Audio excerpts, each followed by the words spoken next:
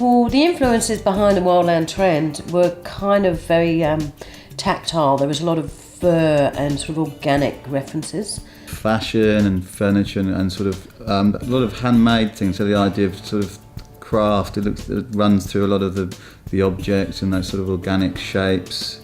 I suppose slightly understated, not kind of overly shiny or glamorous. It's more a sort of very sensual. I'd say understated's a good, good reference.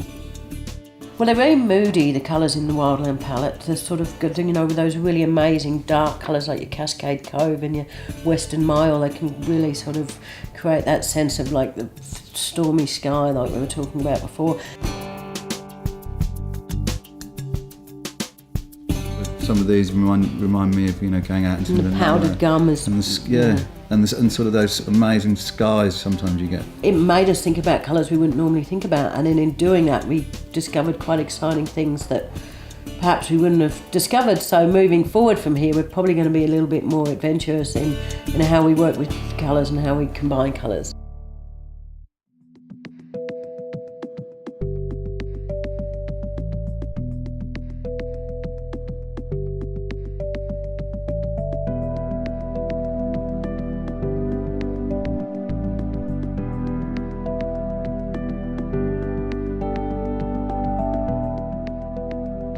The inspiration was creating another world, and the idea that when you look at the image, you see the colours and they create a sort of a mood of otherworldly feel with this figure in there who's sort of disconnecting from his surrounds.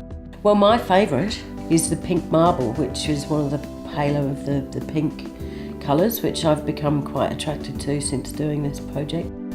So yeah, my favourite from the silent shift trend was the Voyager, just because it was a colour that I hadn't really, we haven't really used before or seen, and I guess we are fans of the pink stuff. So that was like, wow, this is our dream project. I think that people are starting to embrace their inner pink a bit more, and I think we're going to see a lot more pink being used quite bravely. Yeah, and the way of sort of putting unlikely colours together as well and being a bit more adventurous, I think, is also part of that. So it can be quite fun. They work really well with some of the paler colours as well. So yeah, I reckon that is going to be the future. The future is pink.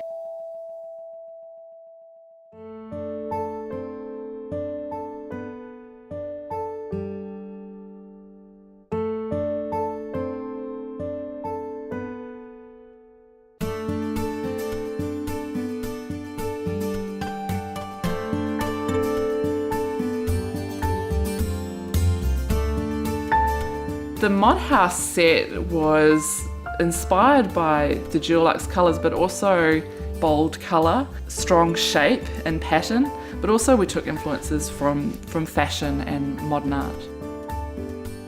You've got really warm ambers, hot, moving into hot reds, and then opposed with quite strong royal blues and that beautiful turquoise, that mineral green that sets it off. For me, my favourite colours would be a few of the blues, like the blue surf and the affinity. I think the off blues are nice and I could really use them in my house. Normally I approach colour quite tonally and stick to tones of the one colour, so the Dulux project has made me think about opposing colours together, and having a lot of pattern as well is challenging but also really effective.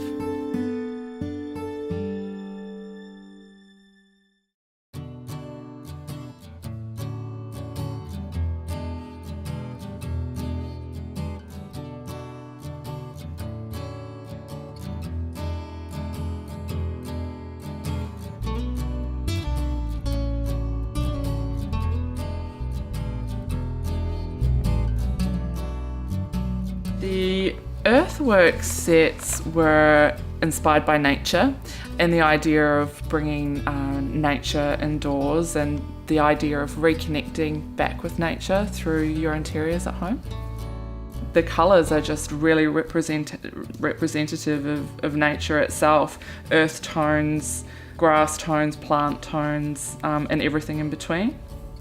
Three of the colours that I like the most would be the blues, the Baker Blue, Armada and the Little Mermaid. I think a small amount of colour can dramatically change the feel of a room. It can make it feel more lively, it can give it depth, or it can give it warmth. I love Garden Pond. It reminds me of beautiful silvery green foliage. Also Canadian pine is the perfect leafy green. And there are some beautiful earth tones like Havana and brown fox that I love too.